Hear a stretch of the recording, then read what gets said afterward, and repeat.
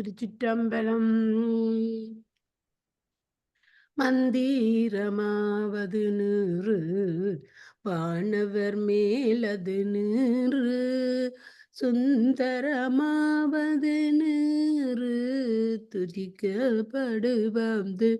நீறு தந்திரமாவது நீறு சமயத்தில் உள்ளது நீறு செந்துமர்வாய் உமைப்பங்கன் திருவாலவாயான் திருநீரே.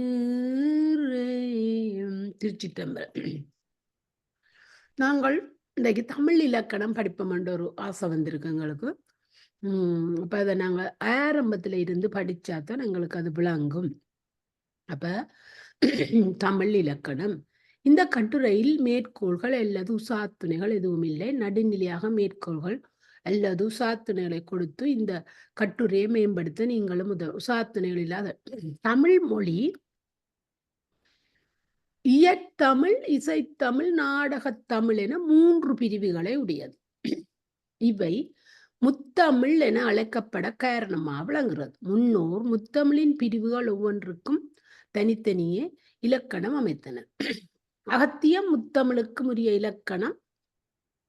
இலக்கண நூல் என்பர். இருப்பினும் பொதுவாக தமிழ் இலக்கணம் என்பது இயற்றமிழ் இலக்கணத்தை குறிப்பதாயிற்று.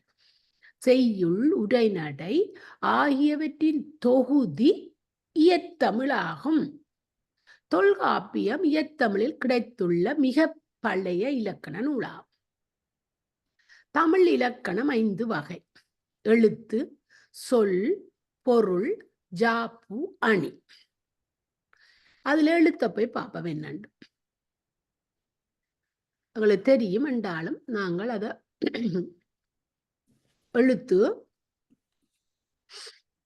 எழுத்திலக்கணம் அநேகா கிளியரா உங்களுக்கு? கிளியர். வாசி. தமிழ் இலக்கண நூல்களில் எழுத்து, அதாவது லெட்டர் என்ற சொல் மொழியில் வழங்கும் ஒலிகளை குறிக்கும். சின்னனா வந்துட்டு தெரியுதா? பெருசா தெரியுதா? குறிக்கவும் ஒலிக்குரிய வடிவத்தை குறிக்கவும் பயன்படுத்தப்பட்டுள்ளது. அவ்வகையில் ஆ என்ற எழுத்து ஒலி வடிவம், வரி வடிவம் 2ஐ குறித்திருக்கின்றது. முதலெழுத்து, சார்பெழுத்து என்பன மொழியில் எழுத்து தனித்தன்மை, சார்புத்தன்மை குறித்த பாகுபாடுகள். உயிரெழுத்து, மெய்யெழுத்து என்பன அவற்றின் இயங்கு தன்மை குறித்த பாகுபாடு. முதல் எழுத்த பார்ப்போம். முதல் எழுத்து இன்ட்ரெஸ்டிங். இத வாசிக்கும். தமிழில் உள்ள உயிரெழுத்து முதல் எழுத்து இருந்து ஆரம்பத்துல இருந்து படிக்க எங்களுக்கு விளங்கும் என்னண்டு. தமிழில் உள்ள உயிரெழுத்து 12, மெய்யெழுத்து 18 ஆக மொத்தம் 30 எழுத்துக்கள் தமிழ் இலக்கணம் என்னும் மொழியால் முதல் எழுத்து என குறிப்பிடுகிறது.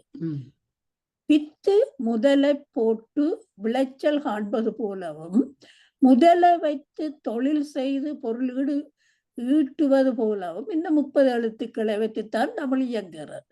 நல்ல நல்ல உதாரணங்கள்.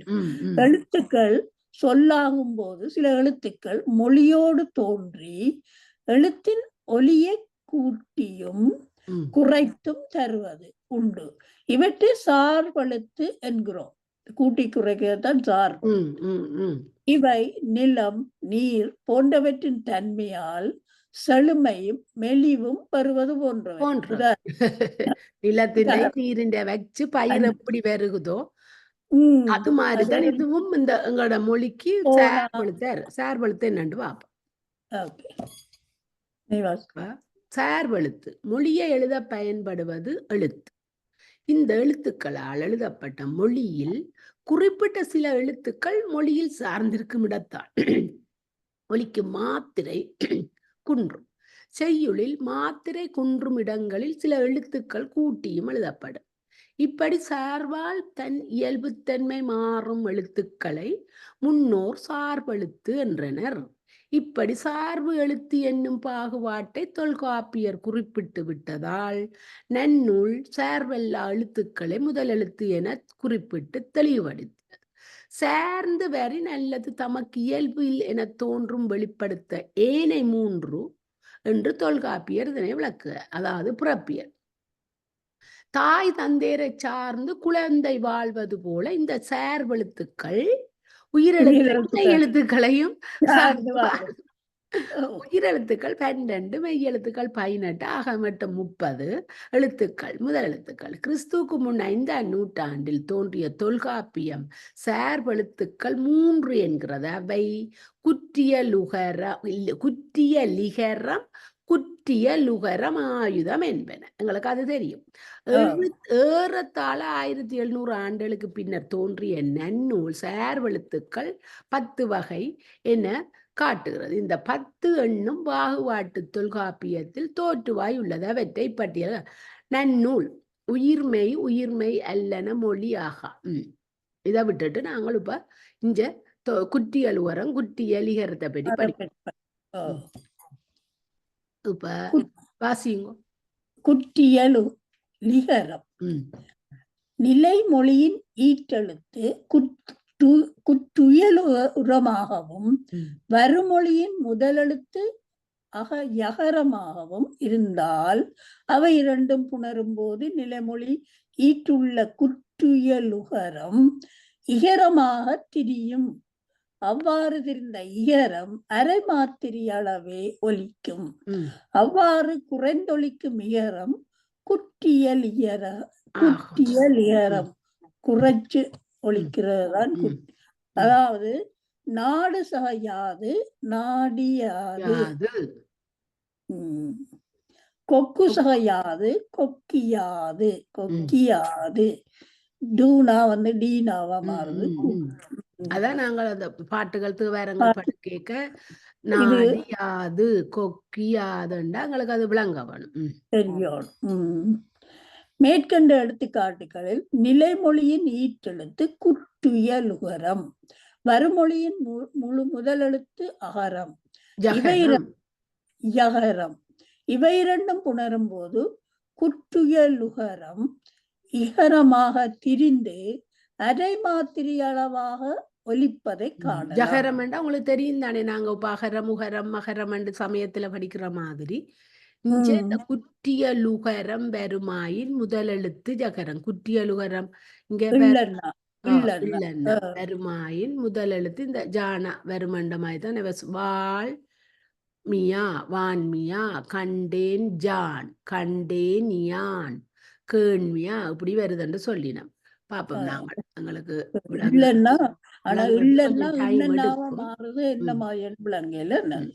இப்ப இல்ல நாங்கள் இப்ப முதல் எழுத்து இந்த சார்பெழுத்து என்னன்னு பார்க்க போனாங்கள். அந்த சார்பெழுத்தையே குற்றியலிகரம் குற்றியலுகரம் என்று 2ஆ சொல்லி இருக்கணும். அப்ப நாங்க இனி இதுல இருந்து போவோம். இப்ப சார்பெழுத்துன்னா எங்களுக்கு என்னன்னு ஓரளவு விளங்கிட்டுது. அப்ப இனி அடிப்படை இங்க இருந்து இவை நிலம் நீர் போன்றவற்றின் தன்மையால் சொல்லுமை மெலிவும் மருந்து. அப்ப வாசிங்க. உயிரெழுத்து 12 மெய்யெழுத்து 18 ஆகிய 30 எழுத்துக்களும் தமிழ் மொழிக்கு அடிப்படையாக இருப்பதால் முதல் எழுத்துக்கள் என்று நன்னூலும் குறிப்பிடுகிறது. இப்ப அடிக்குறிப்பு எழுத்து எனப்படுவது அகரம் முதல் நகர இறுவாய் முப்பகுதி என்ப சார்ந்து. இது ஒரு தொல்காப்பியத்தின் முதல் நூற்பா. இதுதான தொல்காப்பியத்துக்கு என்ன எழுத்து எனப்படுவ அகரம் முதல் நகர இறுவாய் முப்பகுதி என்ப சார்ந்து வரல் மரபின் 3 அலங்கடையே தொல்காப்பியம் முதல் இது என்னன்னா இதுக்குள்ளேயே சொல்லிட்டினா என்ன எழுத்து இப்படி 30 சார்ந்து வர்றது 3 அடங்குது. இப்ப நன்னூலை நாங்க போய் பார்ப்போம். என்ன உயிரும் உடம்புமாய் 30 முதலே நன்னூல். அப்ப நன்னூலாலும் நன்னூலை போய் பார்த்து என்ன அதுக்குள்ள இருக்குது எங்களுக்கு என்ன விளங்க போகுது என்று பார்ப்போம்.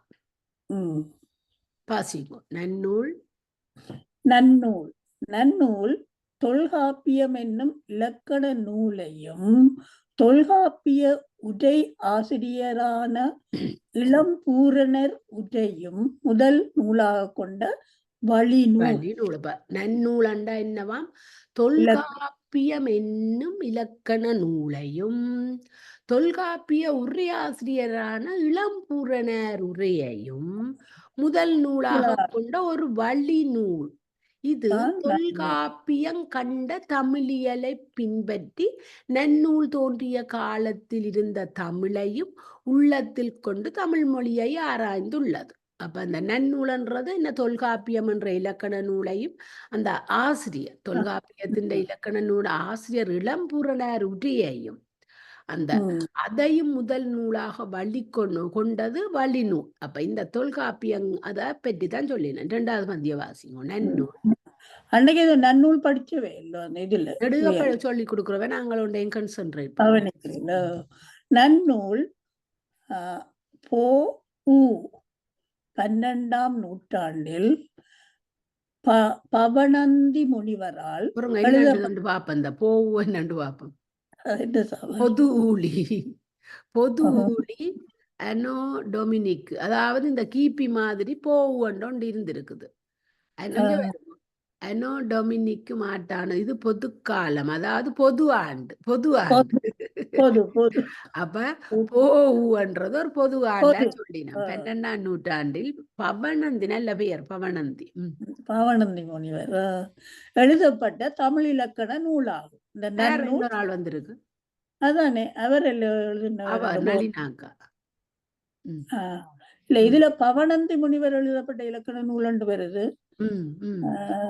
நன்னூல் முன்னுக்க வேறு யார் எழுதுன்னு சொன்னவையாகும்.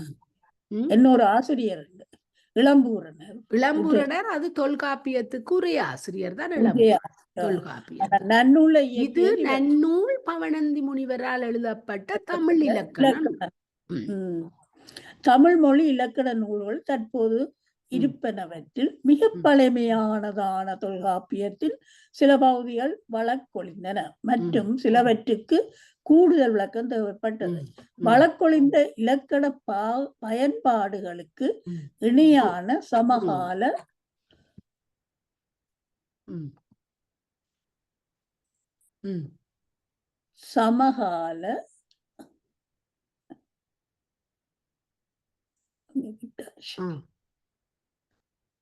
இதே படிச்ச நாங்கள் இல்ல மேல மற்றது காலத்தில் இருந்த தமிழை பின்பற்றிய நூல் தோன்றிய காலத்தில் இருந்த இதுல படிச்ச நாங்கள் நன்னூல் பொது காலம் 12ஆம் நூற்றில் பவணந்தி முனிவரால் எழுதப்பட்ட தமிழ் இலக்கண நூலாகும் இந்த நன்னூல். சரி, தமிழ் மொழி இலக்கண நூல்களில் தற்போது இருப்பனவற்றில் மிக பழமையானதாக தொல்காப்பியத்தின் சில பகுதிகள் வழக்கொழிந்தன. அப்ப இப்ப தமிழ் இலக்கணத்துல இருக்கிற அந்த சிலவற்றில இந்த பழைய தொல்காப்பியத்தின் இதுகள் எல்லாம் இல்லாமல் போட்டது.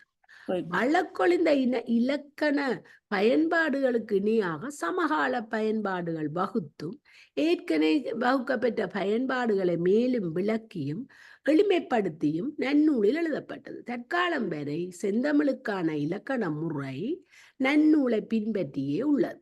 சீயஹங்கன் என்ற சிற்றரசர் கேட்டுக்கொண்டதால் பவணந்தி முனிவர் நன்னூலை இயற்றினார் என்று பாயிரம் குறிப்பிடுறது.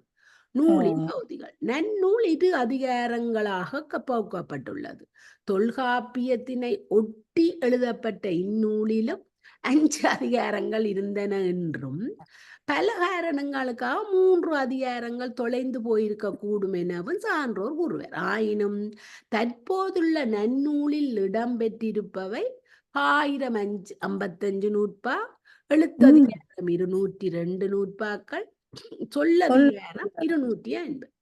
3 பகுதிகளை கொண்டுள்ள நன்னூலில் 462 நூற்பாக்கள் இடம்பெற்றுள்ளன.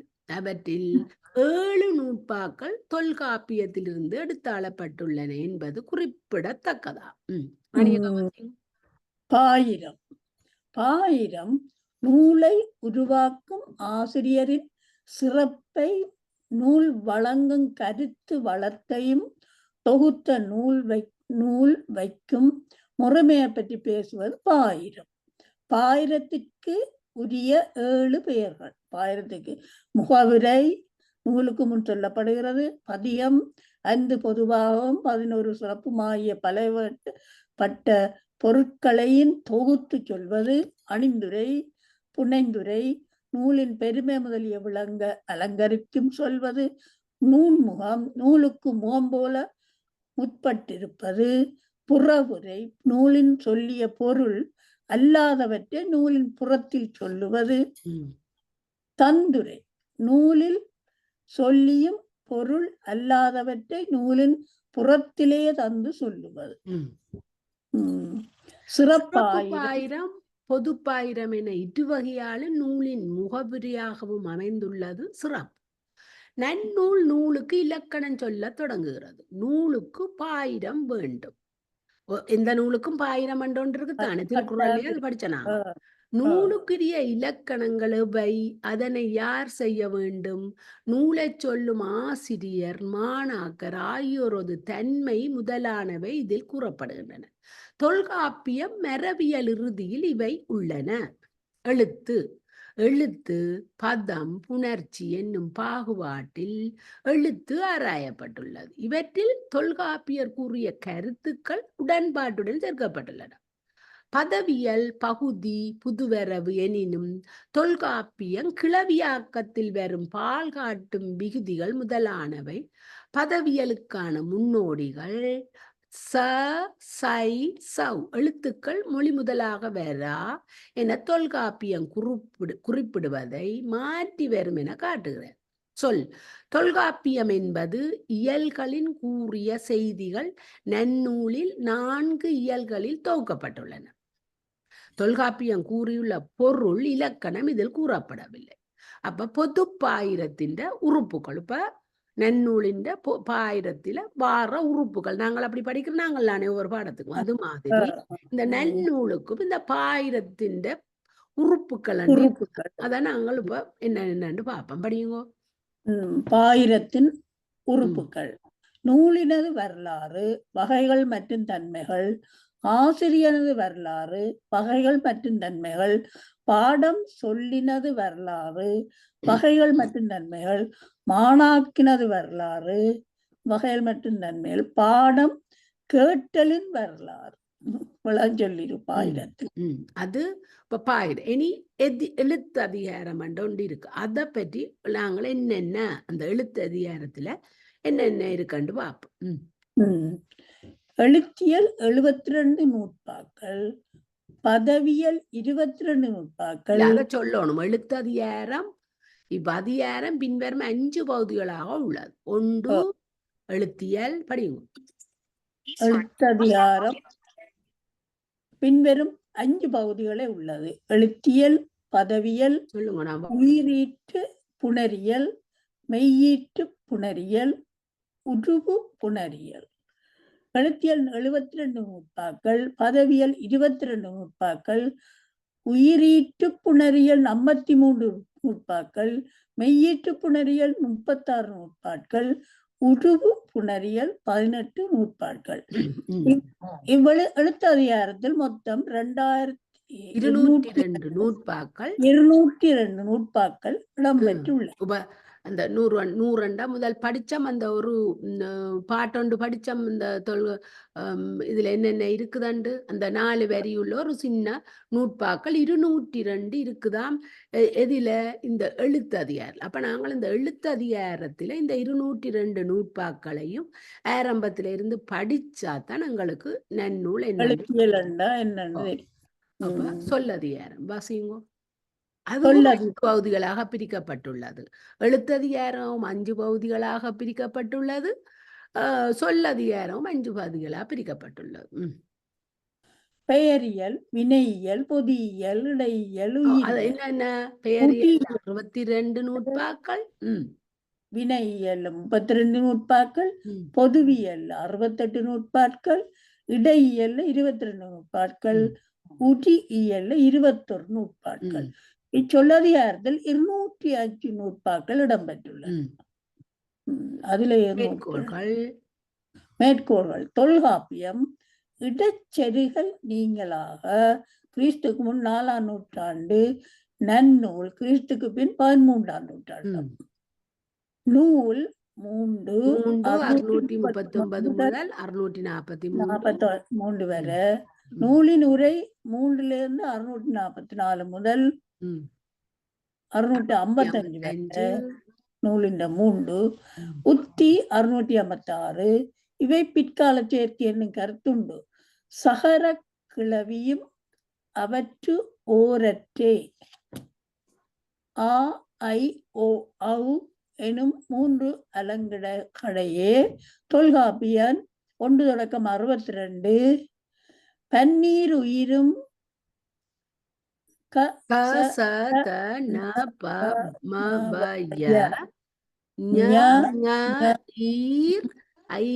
உயிர் மெய்யும் மொழி முதல், அதாவது நன்னூல்ல 102ஆவதுல இருக்குதா. இறையனர் களவியல் புறப்பொருள் வெண்பாமாலை நம்பி அகப்பொருள் முதலான பொருள் துறை நூல்கள் செல்வாக்கு பெற்றிருந்த காலம். இப்ப இது வெளியிணைப்புகள் மதுரை இதை பற்றி நாங்க இதை பற்றி இப்ப இந்த வடிவ தந்திருக்கிறோம். பாயிரவியல் பொதுப்பாயிரம். அப்ப நாங்கள் இது அளவு கொண்டா கிளிக் பண்ணி நாங்கள் இந்த அடிப்படையை நாங்கள் படிக்கலாம். ஆயிரத்தை பற்றி படிக்கலாம். என்ன முதல் இது தெரிஞ்சதான் ஒரு புத்தகத்துல என்ன இருக்குன்னு சொல்லி. ராணி அக்கா நளினாக்கா நிக்கிறா, ரெடியோ தெரியா படிக்கிறதுக்கு. நாங்கள் இதை நிப்பாட்டெல்லாம், ஆனா நிப்பாட்டி போட்டு இது போகுது ரெக்கார்டிங். அவ கதைக்காதபடியா நாங்க படிச்சு கொண்டிருப்போம். ஐயாவும் நிக்கிறார், என் வந்தவரோ தெரியும். அந்த ரெக்கார்டிங் போறபடியா நிப்பாட்ட விருப்பம் இல்லை. பொதுப்பாயிரம். பொதுப்பாயிரம் என்பது நூலாசிரியர் தாம் கூறப்போகும் கருத்துக்களை முன்னுரையாக முதலில் கூறும் பகுதி. இது ஒரு நூலின் முன்னர் சிறப்பு பாயிரத்துக்கு அடுத்து இடம்பெறும் ஒரு உறுப்பாகும்.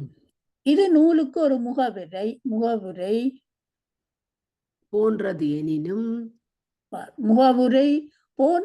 எனினும் இது குறிப்பிட்ட நூலை பற்றி அல்லாமல் பொதுவாக நூல்களை பற்றி எடுத்து கூறும் ஒரு பகுதி ஆகும். எல்லா நூல்களிலும் பொது பாயிரம் இருப்பதில்லை. எடுத்துக்காட்டாக தமிழில் இன்று கிடைக்கும் மிக பழைய இலக்கண நூலான தொல்காப்பியத்தில் பொதுப்பாயிரம் காணப்படவில்லை. அத்துடன் நூலிலும் பொதுவாக பாயிரம் என்பது பற்றியே குறிப்பிடுகிறது, அல்லாமல் அதை பொது சிறப்பு என இரண்டாக பிரித்து கூறவில்லை. எனினும் தொல்காப்பிய உரை நூல்கள் பொது பாயிரம் சிறப்பாயிரம் என்னும் 2 வகைகள் குறித்து விளக்கம் தருகின்றன. பொதுப்பாயிரத்தின் இலக்கணம்.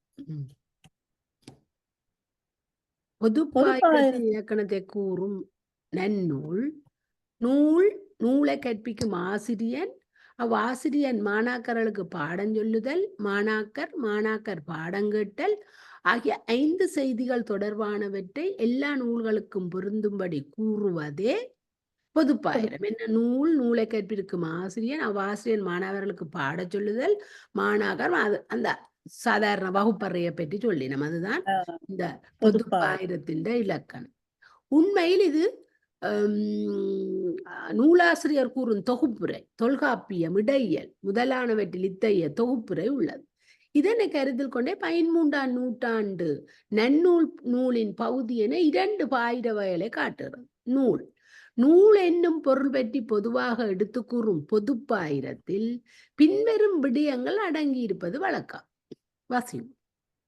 பாயிரம் நூல் என்னும் பொருள் பற்றி பொதுவாக எடுத்து கூறும் பொது பாயிரத்தில் பின்வரும் விடயங்கள் அடங்கியிருப்பது வழக்கம். அவை பாயிரமும் அதன் வகைகளும், நூல்களும் அதன் வகைகளும், 4 வகை பயன்கள், 7 வகை கொள்கைகள், 10 வகை குற்றங்கள், 10 வகை அழகுகள், 32 உத்திகள், ஒத்து படலம் ஆகிய 2 வகை உறுப்புகள், நூலின் பல்வேறு வகை நடைகள், குறிப்புகள். இல்ல இதை நாங்க விட்டுட்டு இந்த அதுல இருந்து போவோம். இனி இல்ல பின்னால நாங்கள் இது எடுத்துக்கொண்டு தானே வாரம். இப்ப நாங்கள் இதுகளெல்லாம் ஓரளவு சொல்லி கொண்டு வரினோம். இப்ப நாங்க எழுத்தியலுக்குள்ள போவோம். ஓகே. எழுத்தியல் நன்னூல். பவணந்தி முனிவர் எழுதிய நன்னூலின் எழுத்ததிகாரத்தின் 5 பகுதிகளில் முதலாவது பகுதி எழுத்தியலாகும். இது கடவுள் வணக்கம் என தொடங்கி எழுத்திணக்கத்தின் 12 கூறுகள் எழுதப்பட்டன. அவை ஒவ்வொன்றையும் விளக்கும் நூற்பாக்கள் 52 120, புறநடை நூற்பா 127 என மொத்தம் 72 நூற்பாக்கள் உள்ளன. கடவுள் வணக்கம். பூக்கள் நிறைந்த அசோக மரத்தினது அரங்கப்பட்ட நிழலில் அமர்ந்திருக்கும் பிரமதேவனை வணங்கி நான் இந்நூலில் எழுத்திணக்கணத்தை நன்றாக கூறுவேன் என்று கடவுள் வாழ்த்து பாடலுடன் நன்னூலில் எழுத்திணக்கணம் தொடங்குகிறது. அப்ப எழுத்திணக்கத்தின் கூறுகள் என்ன? எழுத்திணக்க கூறுகளா எழுத்தியல் குறிப்பிடும் 12 கூறுகள் இருக்காம. எண், பெயர், முறை, பிறப்பு, உருவம், மாத்திரை, முதல் நிலை, இறுதி நிலை, இடைநிலை, மயக்கம், போலி, பதம், புணர்ச்சி. அப்ப நாங்கள் இது ஒவ்வொன்றா அப்ப என்னன்னு நாங்க தெரிய வேணும். எழுத்து வகைகள் என்ன அணியக்காக தெரியுதோ? ஓ. நன்னூல் எழுத்தின் வகை என குறிப்பிடுவது எழுத்திணக்கத்தின் முதலாவது கூறாகும். சொல்லுக்கு முதல் அடிப்படையாக விளங்கும் அணுக்கூட்டங்களின் மூலமாக இருக்கும் அவ்வெழுத்து ஒலியே எழுத்தாகும். அவ்வெழுத்து முதல் எழுத்து சார்பெழுத்து. மேற்கோள்கள் பெயரை பார்ப்போம். பெயர். இப்ப பெயர் இலக்கணம். எழுத்திணக்கத்தின் கூறுகளாக எழுத்தியலில் கூறப்பட்டுள்ள பெயருக்கு நன்னூல் இலக்கணம் வகுத்துள்ளது. இடுகுறிப்பெயர், காரணப் பெயர் ஆகிய இரண்டும் பொது பெயராகவும் சிறப்பு பெயராகவும் வரும். இவ்விரு பெயர்களும் பொது பெயர், சிறப்பு பெயர் என்று மேலும் இருவகையாக பிரிக்கப்பட்டன. அவை இது பொது பெயர். பெயர்கள்ல 2 இருக்குது. என்ன? பொது பெயர், எல்லாத்துலயும் அது வாரதுங்களுக்கு அது ஒரு பெரிய கஷ்டம் இல்லை. பொது பெயர், சிறப்பு பெயர் எல்லாத்துலயும். அப்ப அந்த அவை இடுகுறி பெயர், இடுகுறி சிறப்பு பெயர், காரண பெயர், காரண சிறப்பு பெயர். அப்ப இடுகுறி பெயர்ல அதாவது மரம், பழம் முதலியன. இடுகுறி சிறப்பு பெயர்ல மாமரம், அராஞ்சு பழம் முதலியன. இப்ப சும்மா பொதுவா இப்ப இதுல படிக்கிற நாங்கள் உண்மை விளக்கத்துல படிச்ச நாங்கள் நிவிகற்பம், சபிகற்பம் உண்டு.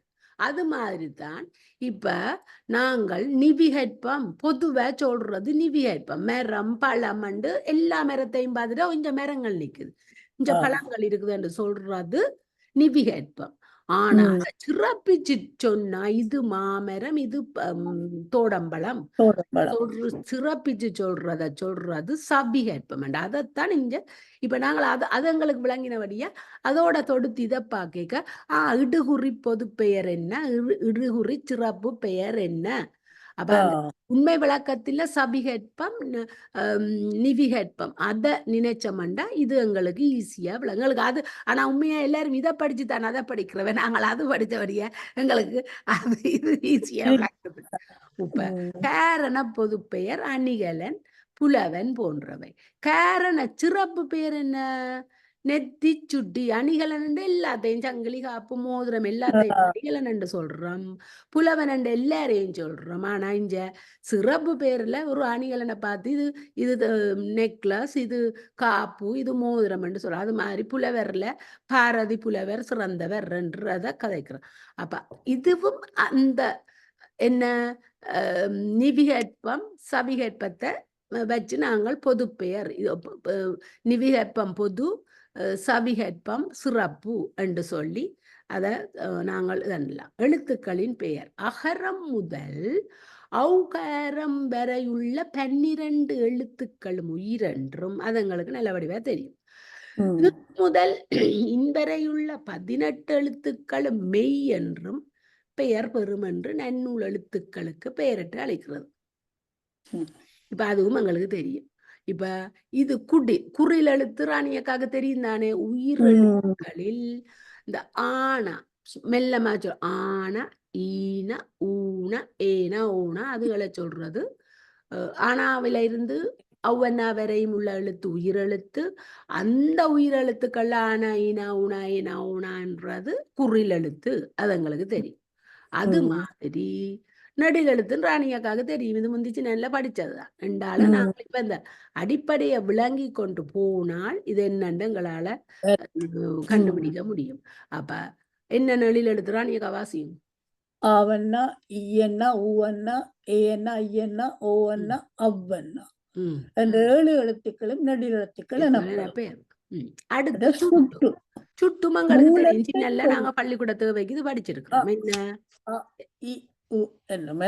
ஏன் ஈ ஒன்று வருது? அது ஏன் சுட்டி காட்டுற என்னண்டு அது இது உது என்று சுட்டி காட்டுறபடிய அது சுட்டெழுத்து. பிறகு பின்னா வினா எழுத்து என்ன?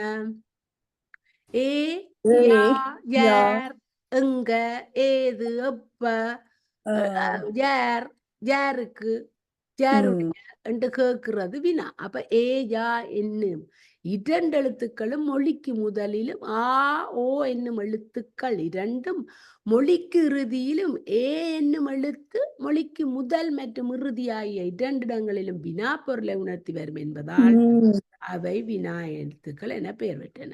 இப்ப எங்களுக்கு இதுவரையும் விளங்குது. ஏதோ இடு வாசிங்க இடுகுறி பேர் அடி குறிப்புகள் மூலத்தொரு இடுகுறிப்பு பெயர் என்பது காரணம் ஏதுமின்றி ஒரு பொருளுக்கு இதுதான் பெயர் என பெயரிட்டு வழங்கும் பெயர் இடுகுறி பெயர். அது ஏதாவது ஒரு காரணம் கருதி ஒரு பொருளுக்கு அக்காரணத்தை சுட்டி வைக்கப்படும் பெயர் காரணம். காரணத்தை காட்டி சொல்றது காரணம் பெயர். இடுகுறி காரண பெயர்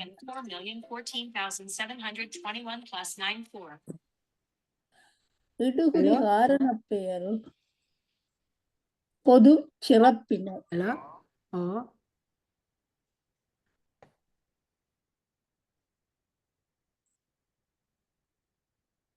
இடுகுறி காரண பொது பெயர். சொல்லுங்க வேற.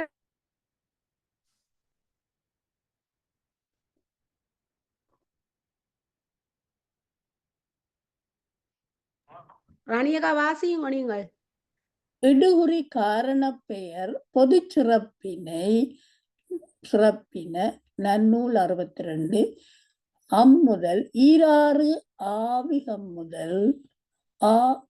முதல் மெய் மூவாறு என விளம்பின புலவர் நன்னூல். அவற்றுள் இடுகுறி பெயர் என்பது காரணம் ஏதுமின்றி ஒரு பொருளுக்கு இதுதான் பெயர் என பெயரிட்டு வழங்கும் பெயராகும். இதுதான் ஒரு எதுவிதமான காரணமின்றி இப்ப ஒரு பொருளுக்கு இதுதான் பேரா, இது பென்சில், அதுதான் அந்த பேர். ஏதாவது ஒரு காரணம் கருதி ஒரு பொருளுக்கு வைக்கப்படும் பேர் தான் காரணம். அப்ப இடுகுறி காரண பொது சிறப்பின் நன்னூல்ல பார்க்கட்டாம். அதை நாங்க அப்புறம் பார்ப்போம். அம்முதல் ஈராறு ஆவி அது இது விளங்குது. இப்ப ஆ இ உ ஏ ஒக்குறிலைந்தே நன்னூல் நன்னூல். ஓகே, இதுவரையும் எங்களுக்கு ஏதோ விளங்கி இருக்கு. நாங்க பின்னுக்கு இப்ப பெயர் தானே பார்த்த நாங்கள். இனி முறை இந்த பன்னெண்டையும் எங்களுக்கு என்னென்று விளங்கி கொண்டு ஒரு பாடத்தையும் தொடங்கினோம்னா எங்களுக்கு விளங்கும். அடிப்படை தெரியாமல் படிக்க கஷ்டமா இருக்கு.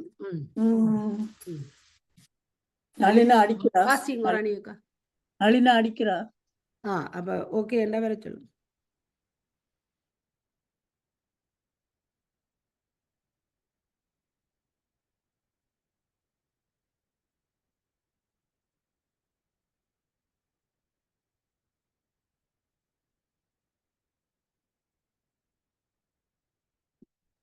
தமிழ் எழுத்துக்களை எந்த வரிசை முறையில் அமைப்பது என்பதை நன்னூல் விளக்கும். பகுதி எழுத்துக்கள் வரிசை முறை எனப்படுகிறது. உயிரெழுத்துக்கள் அவற்றின் சிறப்பு கருதியும் ஒன்றற்கொன்று இனமாதல் கருதியும் எழுத்துக்களை அகரம் தொடங்கி நகரம் வரை என வரிசைப்படுத்தி கூறுதலே வரிசை முறை என்கிறது நன்னூல். தனித்தியங்கும் ஆற்றல் பெற்றதால் உயிரெழுத்துக்கள் மெய்யெழுத்துகளுக்கு முன்னதாக வைக்கப்படுகின்றன. குறில் எழுத்துக்களின் விகாரமே நெடில் எழுத்துக்கள் என்பதால் குறிலை அடுத்து இனமொத்த நெடிலும் வைக்கப்படும். எழுத்துக்களின் சிறப்பு கருதி அமைக்கப்பட்ட வரிசை முறை இதுவா. வலியவர் மெலியவருக்கு முன்னிட்டல் இயல்பு என்ற காரணத்தால் வலியவர் மெலியவருக்கு முன்னிட்டல் இயல்பு என்ற காரணத்தால் மெய்யெழுத்துக்களில் மெல்லினத்துக்கு முன் வல்லினமும் வைக்கப்பட்டது. வெல்லினம் அல்லாமல் மெல்லினமும் அல்லாமல் இடையிலமாக உள்ள எழுத்துக்கள் இறுதியில் வைக்கப்பட்டுள்ள இனமாதல் கருதி அமைக்கப்பட்ட வரிசை முறை மெய்யெழுத்துக்களின் வரிசை முறையாகும். உயிரும் இல்லாத மெய்யிலும் இல்லாத ஆயுத எழுத்து உயிரெழுத்து மற்றும் மெய்யெழு அது எங்களுக்கு தெரியும். ராணியக்காக வெள்ளினம் மெய்யினம் இடையினம் தெரியும் தானே என்னென்ன எழுத்துக்கள் உண்டு. கசட தவற கஞ்சன ஜரல வளல அது சின்ன பாட வாங்கினது அப்படியே இருக்குது. அதுகளைத்தான் இந்த வெள்ளினம் மெல்லினம் இடையினம் என்று சொல்றோம். நான் உங்களுக்கு கிளிக் பண்ணி காட்டுறேன். ஆசிங்க. வல்லினம் என்பது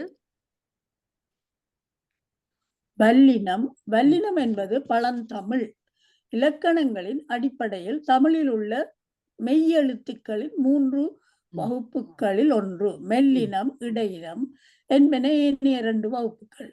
தொல்காப்பியமும் அதற்கு பின்னர் எழுந்த நன்னூல் முதலிய தமிழ் இலக்கண நூல்களும் கசட தவறான்னு சொல்றோம் ராணியக்கா. எங்களுக்கு சின்ன அந்த பள்ளிக்கூடத்துல அப்படி இது அப்படி என்ன நாங்க ஞாபகம் வச்சுக்கிறோம். கசட பாருங்க, கசடன்றது ஒரு சொல்லு போல நாங்க பாடமாகி வச்சுனா. ஆனா இக்கன்னா வெள்ளினம்ன்றது இக்கன்னா இச்சன்னா இட்டன்னா இத்தன்னா உப்பன்னா இட்டன்னா இது ஞாபகத்துல வச்சிருக்கல அதெல்லாம். அப்ப கசட வர என்ன ஆறும் இவை வலிய ஓசை உடையவ ஆதலால் இடப்பெயர் பெற்றன. இப்பெயர் பெற்றன. இவற்றை வலி வன்மை வெண்கணம் என்னும் பெயர்களும் அழைப்பது உண்டு. வல்லென்று இசைப்பதாலும் வல்லென்ற தலை வழியால் பிறப்பதாலும் வல்லெழுத்து எனப்பட்டது. தொல்காப்பியத்துக்கு உரை எழுதிய இளம்பூரணர் அத எங்களுக்கு அப்படி விளங்கப்படுத்துறாராம். அப்ப இதையும் படிப்போம். இது நல்ல விஷயம். ஒளிபிறப்பு மெல்லியலும் வல்லினமும்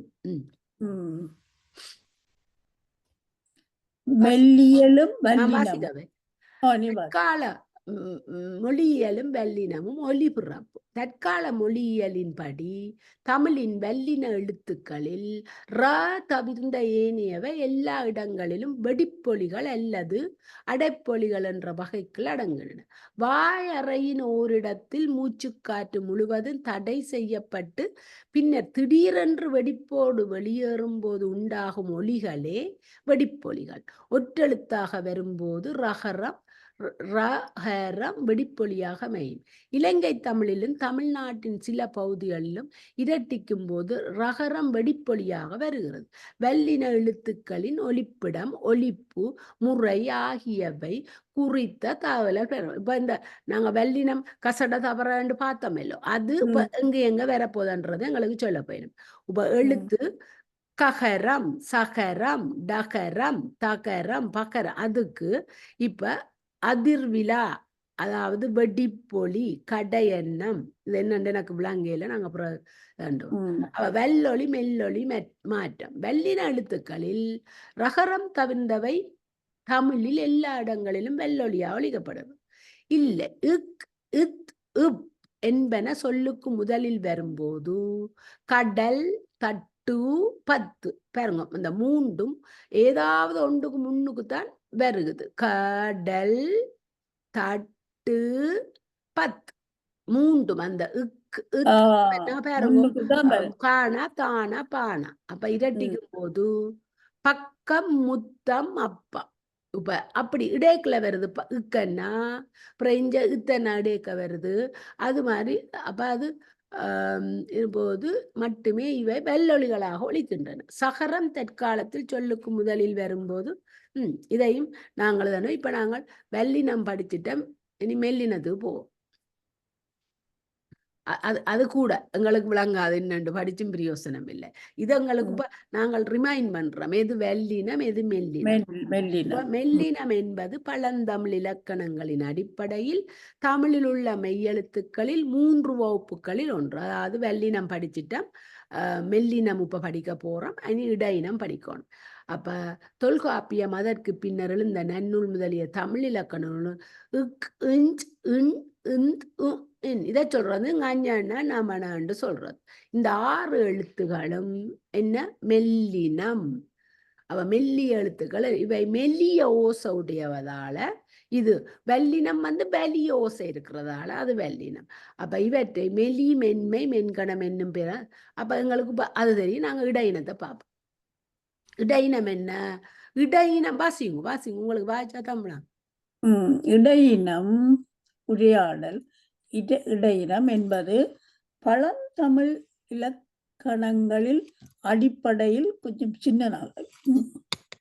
பெருசாக்கவா? ஓகே பெருசாக்குனா மறைஞ்சிடும், இது காணும். இது ஓகே. இடையினம் என்பது பழந்தமிழ் இலக்கணங்களின் அடிப்படையில் தமிழில் உள்ள மெய்யெழுத்துக்களின் 3 வகுப்புகளில் ஒன்று. வல்லினம் மெல்லினம் என்பன ஏனைய 2 வகுப்புகள். அப்போ வாய்க்கிறாங்களோ தொல்காப்பியம் அதுக்கு பின்னர் எழுந்த இடையினத்தை பற்றி படிக்கிறோம். இடையினமா அதற்கு பின்னர் எழுந்த நன்னூல் முதலிய தமிழ் இலக்கண நூல்களும்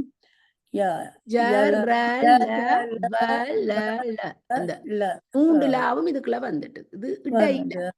இது இடையினம் என்றா என்ன சொல்லினா, இடையினம் என்றது எழுத்துக்கள் என்கின்ற இவை வெள்ளினம் பிறக்கும் இடமான மேர்புக்கும் மெல்லினம் பிறக்கும் இடமான மூக்குக்கும் இடைப்பட்ட. இப்ப வெள்ளினத்துக்கும் இடையினத்துக்கும் இடையில வாரதுதான் இந்த இடையினம். அதுக்கு நல்ல மேர்புக்கும் மூக்குக்கும் இடையில கழுத்தில் இருந்து பிறப்பதா இடையினம் எனப்படுகிறது. இவற்றை இடை இடமை. அப்ப வெள்ளினம் எங்க இருந்து பிறக்குதான்? மேர்பில. மெல்லினம் எங்க இருந்து பிறக்குதான்? மூக்கில. ஏன் அது மெல்லிசு. மேர்பில இருந்து வாரது கடுமையா சொல்றது, அது வலிமையுடையது. மூக்கில இருந்து வாரது லேசா சொல்றது மெல்லிசு. ஆனால் இந்த இடையினம் இந்த மூக்குக்கும் இடை நெஞ்சுக்கும் இடையுள்ள கழுத்துல இருந்து பிறக்கிறது. அப்ப அது கடுமையாயும் இராது மெல்லினமாயும், 2க்கும் இடப்பட்ட. அதைத்தான் இதுல சொல்றேன். இவற்றை இடை இடமை இடைக்கணம் என்னும் பெயர்களாலும் அழைப்பது. இடை நிகவர வாரி ஒழித்ததாலும் இந்த உண்மைய நாங்க வெள்ளினம் மெல்லினம் இடையினம் வகுப்புல படிச்சிருக்கிறோம், பாடமாகி இருக்கிறோம். கசடத வர்றங்கஞ்சன மனஜாரில வளலாண்டு. ஆனா வெள்ளினம் மேர்பில இருந்து வந்தது, மூக்கில இருந்து வந்தது, இடையினம் கழுத்துல இருந்து வந்ததுன்றது எனக்கு இன்றைய தான் தெரியும். என்ன ராணியக்கா உங்களுக்கு? சும்மா